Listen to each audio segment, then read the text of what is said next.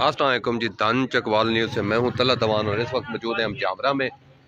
پچھلے دنوں مختلف نیوز چینل پر یہ خبر چل رہی تھی کہ جو میانی گاؤں میں اور جامرہ گاؤں میں جو سپیڈ بریکر بنائے گئے ہیں ان کو محکمے کی طرف سے توڑا جا رہا ہے اور کچھ فوٹو بھی وائرل ہوئے تھے۔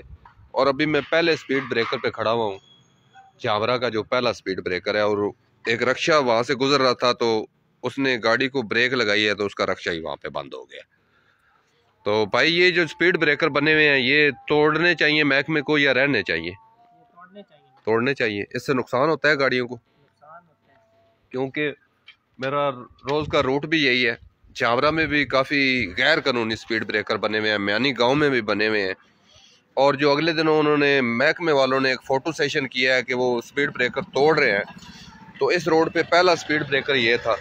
اس کے حالات آپ دیکھ لیں، یہ محکمے سے نہیں توڑا گیا کیونکہ ان کے پاس میرے خیال میں اسے توڑنے کے لیے اوزار نہیں تھے، تو محکمہ جو ہے اپنا فوٹو سیشن کر کے چلا گیا۔ اس روڈ پہ ایک کچا سپیڈ بریکر بنا ہوا تھا ایک گھر کے سامنے، وہ توڑا ہے انہوں نے، اور ایک سکول کے تھوڑا سا جو سکول کو طرف گلی جا رہی ہے اس طرف ایک سپیڈ بریکر بنا ہوا تھا، وہ توڑا ہے۔